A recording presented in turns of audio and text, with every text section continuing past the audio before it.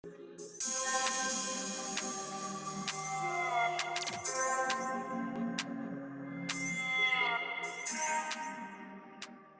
is up, everyone on YouTube? It's Chris here with another video of Learn with Lunar, and in this episode I have brought a friend, Aristo. He has helped me make a better beginner Warlock deck, and we can talk about it right now and tell you changes that he's made and so on.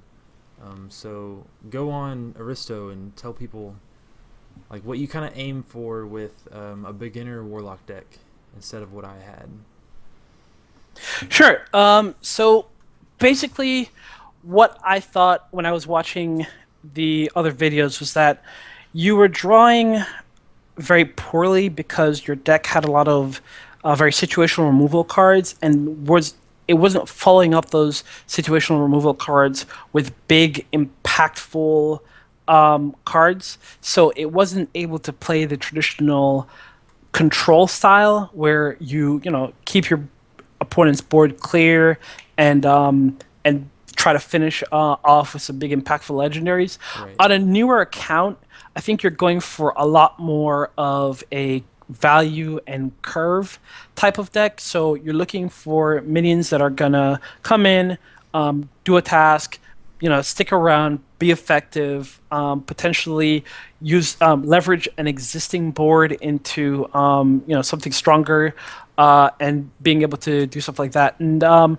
so what I did as far as my updates to the deck was to kind of cut back on some of the spells and removal and focus a little bit more on minions. Also, I believe we've kind of lowered the mana curve of the deck so that we're not as dependent on the late game, and we're more likely to establish ourselves on the board and be able to start working on presence early game with minions that that duplicate themselves and minions that buff existing minions, and so on. So I think having a more cohesive theme is going to help us to understand how to play the deck and understand how to win with the deck.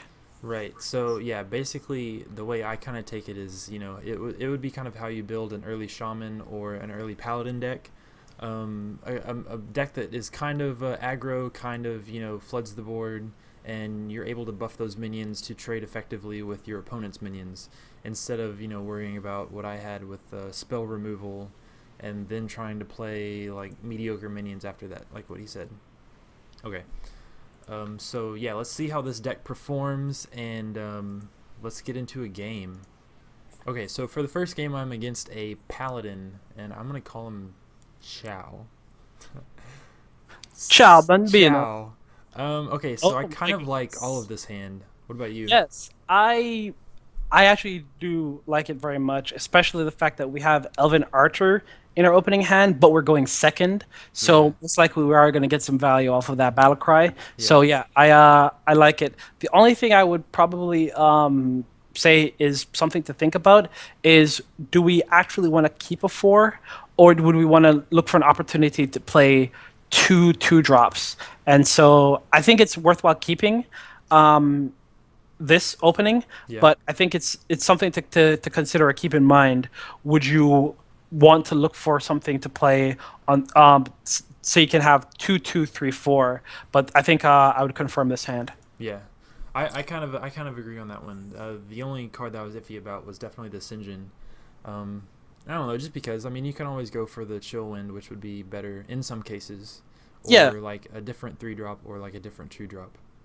Okay, so yeah, This guy just got wrecked. Oh my goodness. The Elven Archer first turn is pretty awesome. And we do have 2 Sinjins, so I guess we could coin one on turn 3, but probably won't.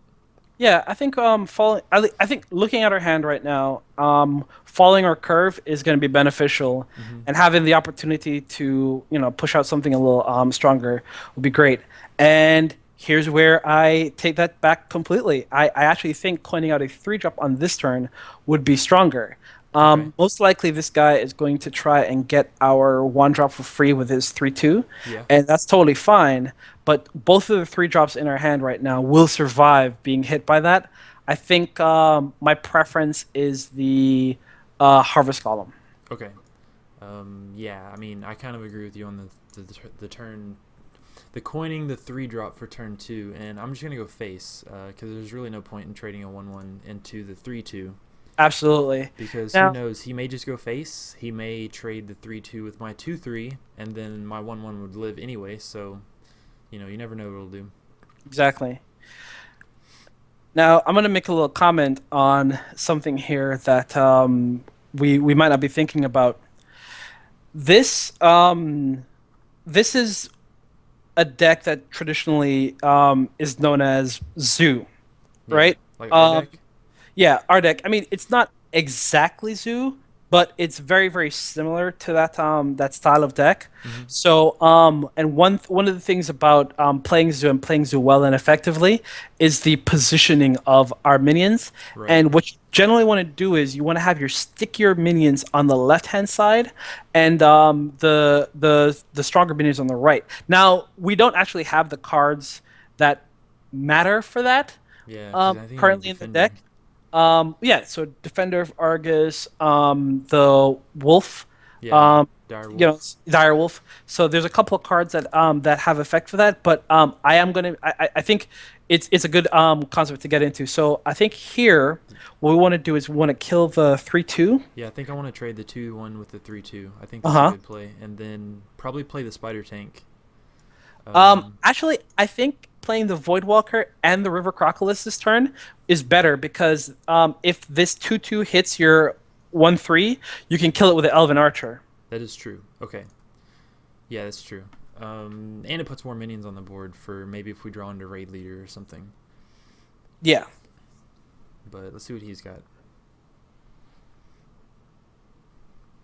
Blessing of Kings. Okay. Well, I guess we block 6 damage. Okay, so Mortal Coil. So I two. don't know. I think just maybe Sinjin and then attack face and pass. Um. Yeah. Yeah. Because I mean we can't If we deal had a with it. 2-drop, I would actually tap Yeah. this turn. But since we don't have something that we can play definitely, then yeah, dropping this engine. It sucks to just kind of essentially give the Senjin away for free here, Yeah. but it does give us a chance to do some more damage to this minion, so that we can try to kill it in a future turn. Yeah, I would call it like kind of stopping the attack to kill it more effectively next turn. And then there is a Wolf Rider. Okay, so it looks like we're going to be able to kill the 6/2 with our Elven Archer and Mortal Coil. Yeah, and I think that's going to be excellent value. I think that'll be, yeah, the Elven Archer value has been pretty good. Yeah, Elven And, okay, so Archer. Shattered Sun will be good next turn. I think I'm just going to play Sinjin and pass. I think that's the Um. best. Okay, so Or do you think tapping? I'm looking. All right, so based on the plays that he's made so far, he's a deck that likes to buff and trade his creatures. Yeah. So I'm wondering if he has another Blessing of Kings if we're going to be losing our Senjin. So Right. our other options right now are to just play the Spider Tank, to play the River Crocodilus and tap. I don't think we have that bad of a hand, and I don't mind waiting until a little bit later in the game. So yeah, okay, I agree with the Senjin Shieldmaster, Okay. but there is a risk that he's going to have another buff to put on his 1/1 here.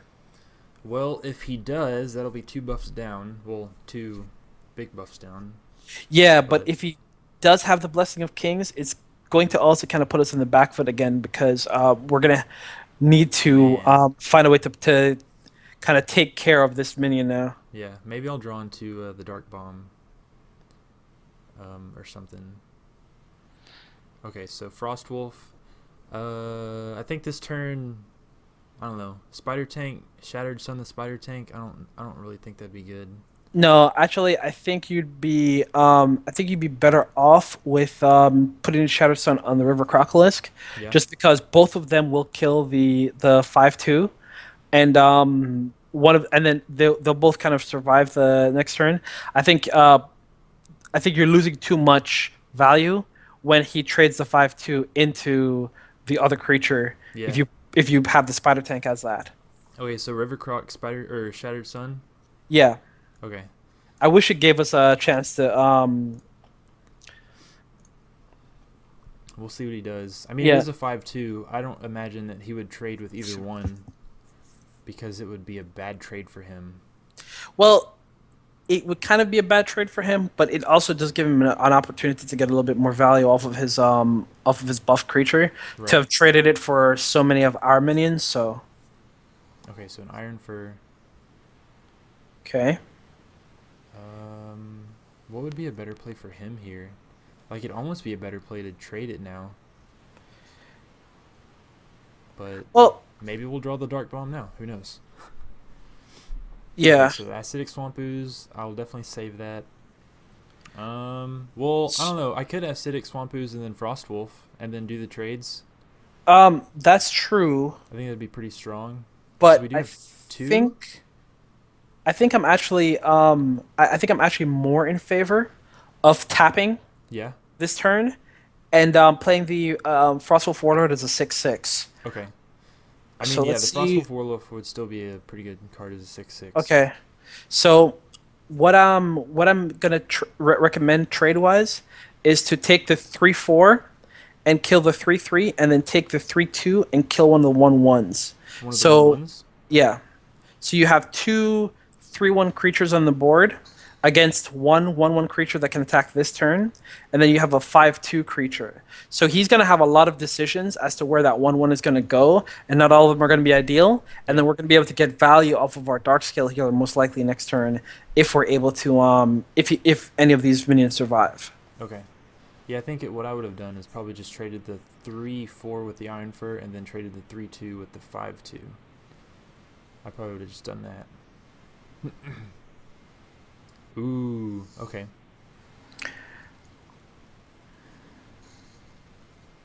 Okay, so does he trade now? No. Nope, he go face. Yeah. Faces the place. Face is the place. Okay, so let's see if I draw the Dark Bomb now. No, but it's still a No. pretty good draw. Yeah, Um, so what we're looking at right now is he has a 5/2. Sorry, he has 5, 6, 7, 8, 9. He's 9 attack on the board. You got 12 health. yeah. Now, I believe the play here with our 8 mana is to put out the Spider Tank, put Okay. out the Dark Scale Healer, and then use the healed Frostwolf Warlord to kill the 5/2 because it still survives and it takes some of his board for next turn. Right. I'd have to agree with that. Okay, and then yeah, he could trade pretty easily with the 1/1 with the 6/1, but that's okay. Right. And then like the 2/1 doesn't trade well with anything else, so that'll probably just go face, and the other 1/1 will probably just go face too. Um, yeah, and then maybe next turn, the ogre can come out. Maybe he'll keep playing smaller minions. Okay, so there's the true silver. That's gonna be gone. Does he have lethal? No, he doesn't have lethal. Yeah, always save the U's for paladins. They always have true silvers. Okay, so he's gonna trade that. I think the 4/5. I don't know. Do you think the 4/5 should just go face, or should I clear the 2/1 with it? Because I feel like if I don't clear, he might have leverage for some kind of lethal the next turn. Okay, so he has 4 attack right now. I think the ooze You is a have 9 must. mana. Yes, so the ooze is definitely happening. Okay. So, just a zoo positioning tip: the ooze, being the smaller creature, would be better off on the right Yeah. hand side. But again, we don't have those buff cards, but it's a good thing to keep in mind, so that he doesn't get one free trade off. I would say I would recommend hitting the 2/1 with a 4/5, and then playing the ogre. Okay. Wait, so the big one's going on the left. Yeah. Okay. So what we're doing here is basically the goal of this deck, which is to establish and maintain value on the board, Right. and by leveraging our existing minions. And Getting that's- hit. a couple turns ago by the area of effect, by the consecrate. That definitely hurt us and set us back.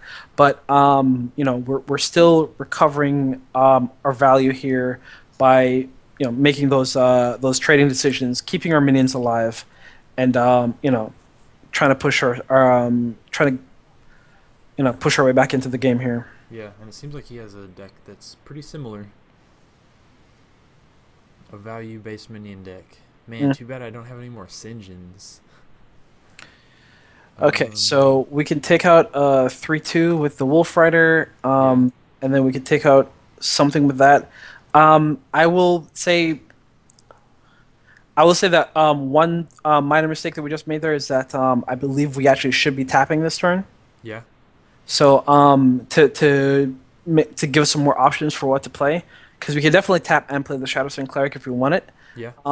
So I think it'd be a good idea to tap here, see what we get. Okay, so Murloc. Okay, I'm actually really happy to see that as well, because the Murloc Tidehunter is one of those guys is going to be a better target for the Shadowstone Cleric than putting it on the 6/7 that's already kind of dominant. Already pretty big. Yeah, so I would say probably on the 1/1 creature, so that we have a 2/1 and a 2/2. Okay. Both of which can kill one of those. 3/2. Yeah, okay. I'm with that. Minimize his damage on the board. Okay, so he wins with another True Silver. And okay, so a Sinjin, not too bad. So his 2/2 will probably just go face because, whoa, that sucks. Okay. That may be game. Let's see what I draw. Stormwind. Okay, it's not game yet. I live with 1 health. I'm gonna go ahead and play it. Sure. And definitely not gonna tap because then it's like an immediate lose. Correct. I think after this game, we should play one more. Sure. What does he got? How will he finish us off? The Bluegill Warrior. I feel like that might be a good include in this deck too, but maybe not.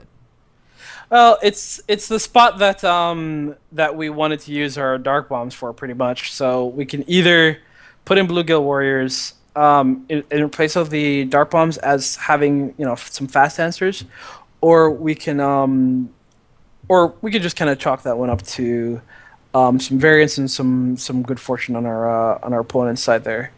All right, so the second game is against a hunter, and I mean you can always just assume that hunter's going to be face. All right, so for this hand, I kind of want to put back Wolf Rider and Raid Leader. That's exactly what I'm thinking. I think the Voidwalker is sticky enough that a hunter would not be able to kill it quickly enough so that we would be able to get some value out of our Shadowstone Cleric. Okay, so yeah, let's see what I get for these other two. A Sinjin and a Dark Bomb. Not bad, not bad. Yeah, we were calling that Dark Bomb last game pretty hard, so I'm glad he finally showed up. Yeah, if your hand is empty, man, that Elven Archer? No, okay. What does this even do? If your hand is empty, deal 2 damage. Okay. Yeah. Okay, so there's Voidwalker in my turn. So our opponent, Segorilla, has been opening some GVG packs, apparently. Yeah. Man, if you think about it, just the fact that it's a 2/1 for 1 and has a effect gives it pretty good value. Okay, so thinking about what possible traps our hunter friend could be playing here, what is the best direction of attack? I'm thinking that it would be best to attack his face, because the traps that I believe are most likely to be played in this particular scenario are Bear Trap, Freezing Trap, and Explosive Trap. Okay, so right? Yeah, I think face would be fine. Yeah, because we have a Dark Bomb. And it is none of them. Yeah, okay, it's none of those, which means that it's the other trap that was also likely in that position, the Snake Trap. So if we attack one of his minions from here on, he's gonna have he's gonna have a bunch of stuff on the board. I Okay. think we go with our original plan and we put the Shadowed Sun Cleric buff on the 2/3. Okay. Yeah, because it was either that or use the Annoytron, and then maybe the Annoytron keeps the Divine Shield and Shattered Sun at next turn. But that's kind of iffy. So, Yeah, I think this survives a lot more things. right. And what is this? A power shot? Okay. Well, he doesn't attack with the 2/1. Yeah, he's still trying to get his proc with the snake trap. Mm-hmm. So I guess But now it would just be face and Annoytron. I believe so. Yeah, Okay. that's a good. I think that's a good option. Yeah, I guess that card's not really doing anything for him. Well, yeah, he's not really able to get a lot of value out of it Yeah, with not us yet at constantly least. clearing his board here. Okay. So if we attack that card and kill it. I Okay. feel like I want to go So face first. um. Okay. So I'm guessing that right now he's really interested in clearing our board, Mm-hmm. so that this might be an explosive trap. If we go face first into an explosive trap, then we're a little messed up. So I think what actually might be a good idea here is to play the Senjin Shieldmaster and just let the turn end, Okay. in preparation for playing a big Frostwolf Warlord next turn, and then Okay, so snipe. I mean okay. that's okay actually. But So let me now that just we know it's snipe, now we hit his face. okay. I'm glad I didn't hurry up and press that in turn button. It's like, Yeah. man, who runs snipe? Hey, listen. This guy has outfoxed me by using a trap that I had no expectation of him using. Right. Okay, so he kills that, and he finally kills that thing. Okay. Right. And I believe this is where we actually are gonna use our dark bomb, Yeah. and specifically because I mean, dark bomb is not the best move in our hand right now, but I believe it is our best option just because going into the next turn, I don't want him to have the opportunity to charge any beast that he is playing with his Tundra Rhino. So I So tap first? yes, always tap first. Okay. I mean, I don't really know. Well, I guess the only reason I say that is because I would have had 1 mana left, and I'm not really exactly sure. I don't really have anything in the deck with 1 mana except for another Voidwalker that I would have Yeah. been able to play. Um. So I think in that scenario, it wouldn't have really mattered. There is the chance Ooh, that that sucks. you could have tapped into something that had that had more damage. Yeah, So I think the Bolus Ogre is fine here. yeah. So we're still banking on that being a snake trap. What else could it be? What's that one? It might be the one where if I use my hero power. That's true. So maybe we could test that for in a second. Cause yeah, snake trap would be kind of bad since I don't have any AOE. And that ball of spiders value. And that hunter's mark value. Okay, so 100 Marches is 6 damage, That was a bad and trade though. um, not not terrible. Okay, so I think here we can go Voidwalker, Murloc Tidehunter, and then finally buff up our Frostwolf Warlord. Maybe soon. Oh yeah, I yeah, guess just the Sinjin. Senju Shield Master, yeah, was probably a good option here. I guess that's Yeah. what you meant. So I'm gonna go back to math class and Right. make sure that I confirm that 1 + 2 + 5 is not equal to 7. But yeah, it's important to plan your turns out. Oh man, the scavenging hyena value. Oh man. Okay. It's always tougher, isn't it? Yeah, pretty much. That's gonna be a big Okay. scavenging hyena. My real hope right now is that the next card in his hand is not an Unleash the Hounds. Oh yeah, that's true. If it is, that would be a misplay. Well, I mean, I guess technically he can't kill the Sinjin. Except his scavenging hyena Yeah. is going to be too big for me to kill with everything on my board anyway. So, okay, so Houndmaster.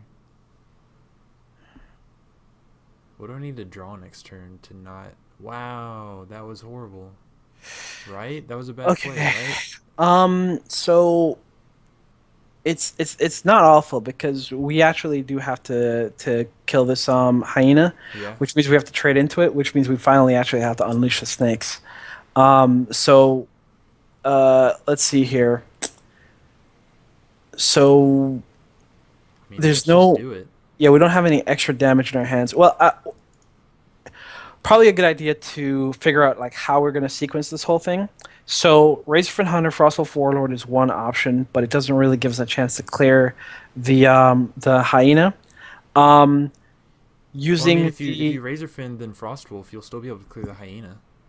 oh sorry, I'm sorry. It gives us a chance to clear the hyena, but nothing else. Yeah. So that's what I was kind of looking at. Maybe it'd be a good idea to actually go Razorfen, Frostwolf, and use the 2/2 to kill the 4/2, and use the 3/2 to kill the 3/2, and use the 1/1 to kill one of the snakes. Did I get it all in? Yeah, I got it all in. Okay. Well, except we forgot the fact that everything's a beast. Oh yeah, no, that's fine. I calculated that in. He still has to hit through that taunt. Man, I think we should have just traded the scavenging hyena. Um, Because now he just clears with the two beasts and he has like a giant 18-10 hyena.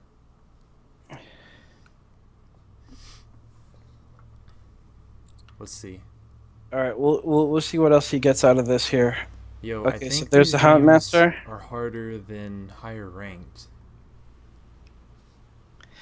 They're pretty insanely hard. I will tell you this much.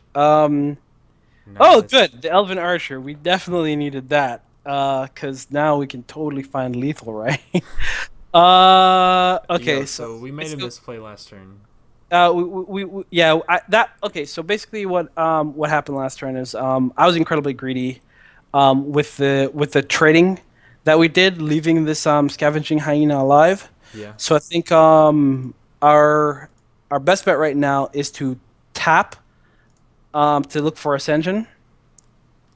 No. That's not Ascension. Okay, so we're gonna trade the 9/9 into the 4/7. We're gonna use the 2/3 and the 1/1 to kill off the 4/3.